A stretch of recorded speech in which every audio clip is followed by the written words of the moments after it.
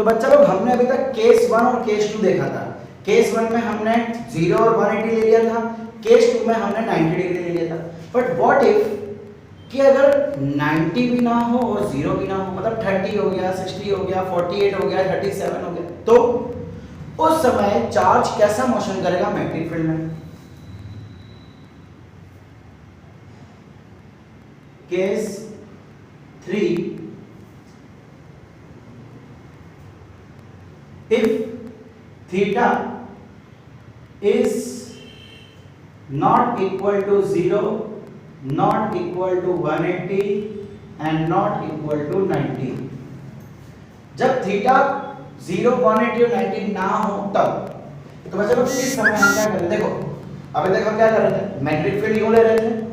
अब अगर 0, 180, 90 नहीं है, इसका मतलब हमारा जो वेलोसिटी होगी वो भी कुछ ऐसी होगी।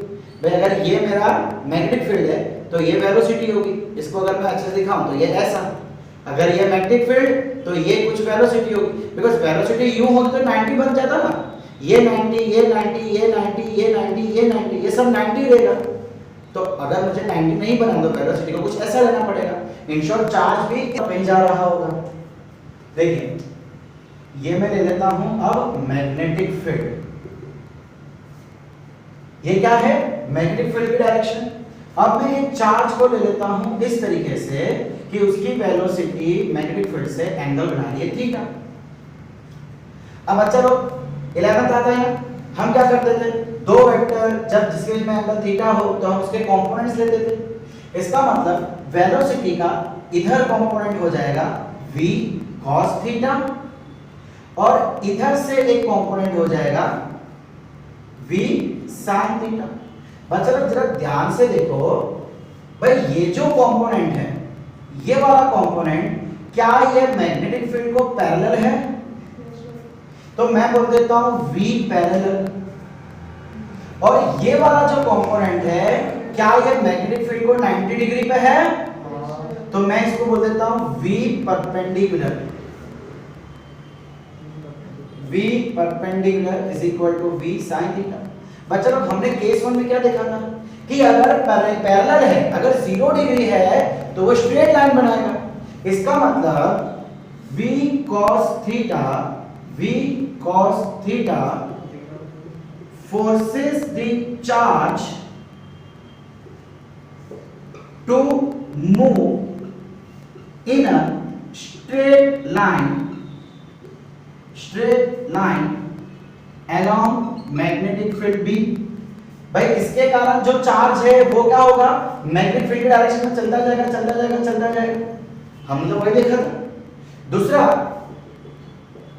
कि भाई ये जो है परपेंडिकुलर क्या करता है? हमने कल देखा था केस 2, परपेंडिकुलर की वजह से क्या होगा? सर्कल बनेगा। इसका मतलब यहां पे कुछ ऐसा सर्कल बनेगा। भाई इस बार यू सर्कल नहीं बन रहा है, लास्ट टाइम यू सर्कल देखा था हमने, बिकॉज़ मैग्नेटिक फील्ड अंदर थी। इस बार मैग्नेटिक फील्ड इस साइड है तो सर्कल कुछ यूं बनेगा। आई थिंक आप समझ पा रहे हैं कैसे सर्कल बोल रहा हूं।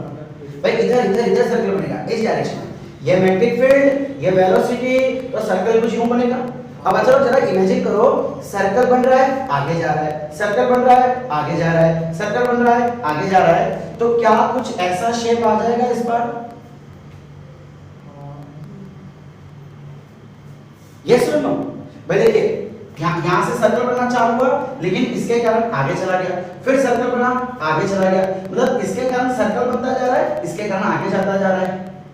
तो ये जो पैटर्न आई, इसे हम कहते हैं हेलिकल पाथ। क्या चीज? Helical path of charge. भाई तो जब चार्ज 90 नहीं बना रहा, 0 नहीं बना रहा, 180 नहीं बना रहा, उस समय चार्ज इस टाइप से मोशन करता जा रहा है, which is called helical motion या तो हेलिकल पाथ ऑफ चार्ज। ठीक है? सो भाई ये जो v sin थीटा है, v sin theta causes the charge in circular motion due to both the charge applying simultaneously due to marker खत्म होने के कारण दूसरी मार्कर ली जा रही है। Due to both the forces being applied simultaneously, the charge performs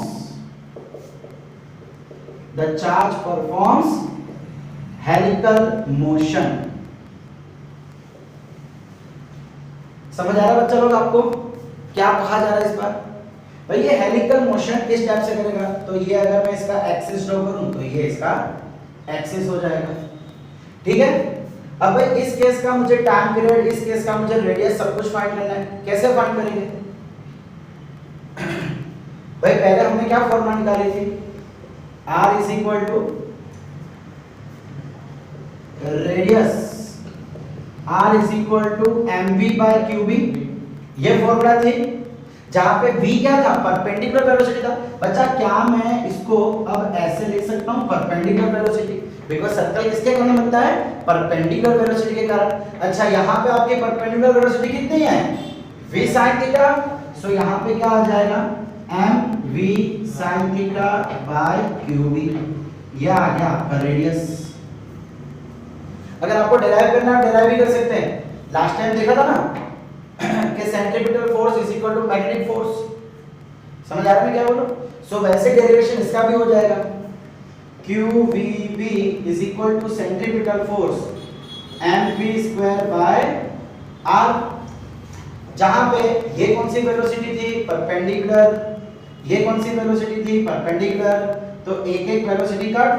सो ये क्या हो जाएगा? QVB is equal to m, perpendicular मतलब v sin थीटा, और ये QB नीचे आ जाएगा, ठीक है। ये R चाहिए ना, R इधर, QB नीचे, तो भाई जो फॉर्मूला चाहिए वही आ जाएगा। अगर एग्जाम में आता है डेराइव तो कर दो डेराइव, सेम वही कॉन्सेप्ट। अच्छा टाइम पीरियड कैसे ढूंढेंगे? भाई पहले टाइम पीरियड क्या होता था? T is equal to 2 pi m upon, क्या इस पे वेलोसिटी है? मैंने कल एक चीज बोली थी, टाइम पीरियड वेलोसिटी पे डिपेंड। इसका मतलब टाइम पीरियड तो अभी भी वही रहेगा, 2 pi m upon qb। Time period change नहीं होगा भाई, वो कितने समय में एक सर्कल कंप्लीट कर रहा है, 2 पाई m अपॉन qb। अच्छा अब यहाँ पे नवा कॉन्सेप्ट पिक्चर में आता है, एक छोटी सी नई चीज, पिच। क्या चीज? पिच। अच्छा तो ये फटाफट लिख लो, मैं इसको मिटा के यहाँ लिखूं। अब देखिए बच्चा लोग, भाई एक चीज आप ध्यान रखना कि ये इसके बीच में मैग्नेटिक फील्ड तो होगी जो कि ये मैग्नेटिक फील्ड में गोते लगा रहा है, मतलब सर्कल बना रहा है, ठीक है। तो भाई हम बात कर रहे थे पिच की। पिच का मतलब क्या होता है बच्चा लोग? ये एक टाइम पीरियड में कितना डिस्टेंस हॉरिजॉन्टली आगे बढ़ा, उस डिस्टेंस को हम पिच कहते हैं। मतलब समझ लीजिए यहां से यहां तक का जो डिस्टेंस है उसे हम बोलेंगे पिच। भाई आपको याद है अपने 11th में स्क्रू गेज पढ़ा था, स्क्रू गेज के अंदर भी कुछ पिच जैसा था, बस सेम वही है। पिच का मतलब horizontal distance covered in one time period. अब अच्छा लोग, टाइम पीरियड किसका होता है? एक सर्कल का होता है। यहाँ पे क्या हो रहा है कि जैसे ही ये शुरू हुआ ये यहाँ तक, मतलब अगर मैं यहाँ से गिनना चालू करूं तो यहाँ से यहाँ तक का जो टाइम होगा that is one time period. समझ आ रहा है मैं क्या बोल रहा हूँ? इसका आप स्वीट एंड शॉर्ट समझ सकते हैं। भाई इसके टॉप से इसके टॉप तक का बीच का डिस्टेंस, एक सर्कल आगे बढ़ा, कुछ डिस्टेंस आगे बढ़ा, एक सर्कल घूमते घूमते, ये देखो अगर मैं यहाँ से गिनना चालू करूं सो ये एक, ये यहाँ से शुरू हुआ राइट, ये सो ये पॉइंट और ये पॉइंट के बीच का जो डिस्टेंस है उसे हम कहते हैं पिच। अच्छा बच्चा लोग जरा ध्यान से बताओ, पिच का मतलब डिस्टेंस है, तो क्या मैं ऐसा बोल सकता हूँ distance is equal to speed into time.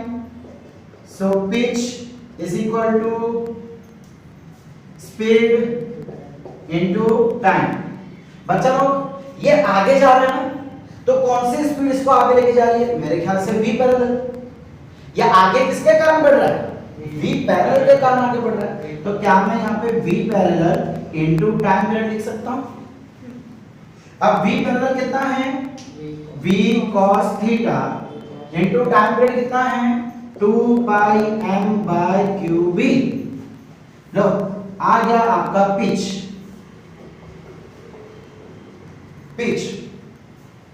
भाई तो इस तरीके से आप बोल सकते हो। बच्चों ये याद रखो, पिच की ये वाली फॉर्मूला याद रखो, बहुत आसान रहेगा।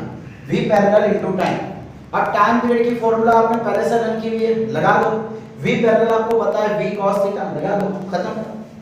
इतना बड़ा फॉर्मूला याद रखने से अच्छा ये याद रखो ना, v parallel into time. v pitch क्या होता है, डिस्टेंस, तो distance is equal to speed into time. Okay बच्चा लोग, सो भाई यहाँ पे कंप्लीट होता है हमारा ये टॉपिक कि जो कि चार्ज कैसे मोशन करेगा मैग्नेटिक फील्ड के अंदर, अलग अलग एंगल के कारण उसकी मोशन हमने यहाँ पे पढ़ी।